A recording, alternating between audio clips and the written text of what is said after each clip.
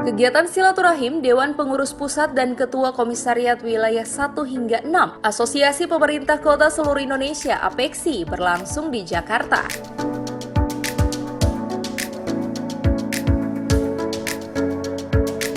Kegiatan ini selain untuk meningkatkan silaturahim antar pengurus pusat maupun daerah, turut dirangkaikan dengan buka puasa dan rapat bersama perumusan berbagai program kerja Asosiasi Pemerintah Kota Seluruh Indonesia.